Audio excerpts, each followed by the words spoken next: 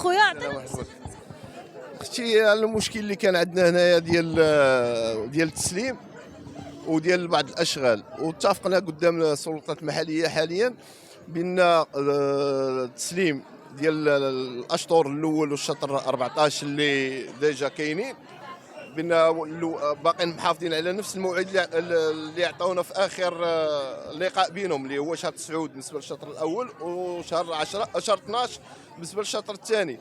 وبالنسبه لهادو اللي يلاه كيتبناو راه داروا معنا بانهم غادي يبداوهم في هذا الاسبوع ان شاء الله، يبداو الحفير وغيسرعوا الوتيره ديال الخدمه. وبالنسبه للادا ديال التسليم هذا عاطينهم مهله ديال 72 ساعه باش يعطيونا لادا امتى تسلموا. كاين الطرف الاول اللي هنا الناس اللي شراو، والطرف الثاني اللي هو الشركه، والطرف اللي تدخل معنا هما السلطات الله يجازيهم بخير اللي وقفوا معنا في هذا الامر هذا. يعني كاين شي حل؟ وكنتمنوا على الله انه يكون حل، لان خدينا وعود وغنشوفوا مع الوقت واش غادي يلتزموا بهذه الوعود ولا لا. يعني كانوا شي نساء هنايا اللي مساكن دابا كاينين الناس اللي في حالات مزريه، والناس اللي مساكن كارين، الناس اللي عندهم مشاكل وراهم كلشي صابر. يعني الناس كانت باقا في الفكره ديالها، باقا الناس باقا كفكره، لان كاين اللي خصو يتسلم في الاسدس الثاني ديال 2023 وباقي لحد الان ما تسلمش. هما الناس اللي داروا معنا باش غيسلموهم في شهر 9 ان شاء الله، غير باش يسلموا للشطر الاخر اللي يلاه غيتبنى، لان راه عندنا روين انا راه 4 ديال النقاط. بالنسبه لنا عندنا 4 ديال النقاط، عندنا الناس اللي مبنيين اللي خصهم يتسلموا لهم، والناس اللي خدامين لهم دابا حاليا، والناس اللي تغير لهم البلان، والناس اللي باقي ما حطوا لهم حتى فاس.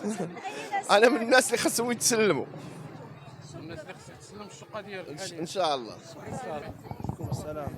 عليكم السلام.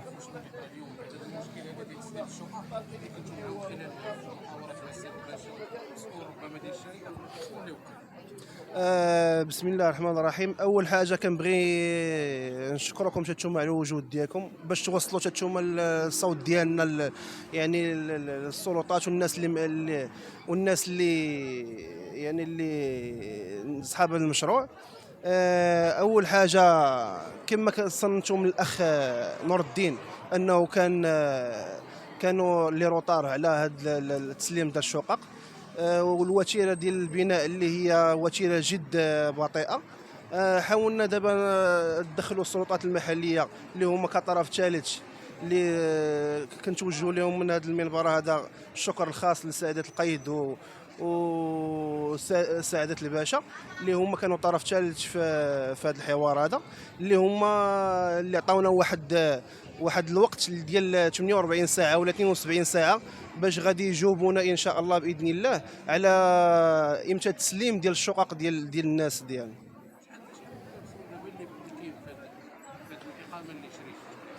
تقريبا ما يفوق 430 واحد.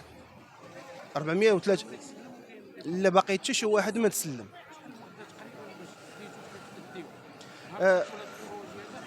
من لا ديبي ديال 2022، من لا ديبي ديال 2022، يعني تقريبا دابا قريبا كملنا عامين ونص وبدينا دابا في 3 سنين دابا. يعني الكونطرا ملي كتسيني اول مره عطاوكم ديبي ديال العام باش تسلموا؟ لا، عطاونا لا ديبي ديال العامين باش غادي نسلموا، ولكن كنتفاجئوا كاملين حنايا بانه كان واحد الشونجمون، تغيير ديال البلان، اللي هما تقريبا كاع الناس تفاجئوا وما علمونا ما والو. حتى كاين اللي سينا كونطرات ثانيه، داروا معنا كونطرات ثانيه، كاين اللي ما رضاش بهذا الكونطرات الثانيه.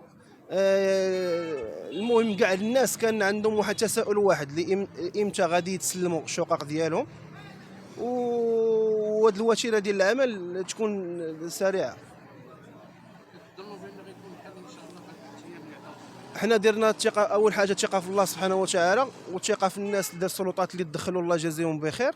ان شاء الله كنتمنى ان شاء الله يوفيوا بهذه الوعود ديالهم، ويطمئنوا حتى الناس اللي المشارين في هذا الموقع هذا اللي هو جرين بارك الانوار المستقبل، باش يتسلموا ان شاء الله الشقق ديالهم. مرحبا.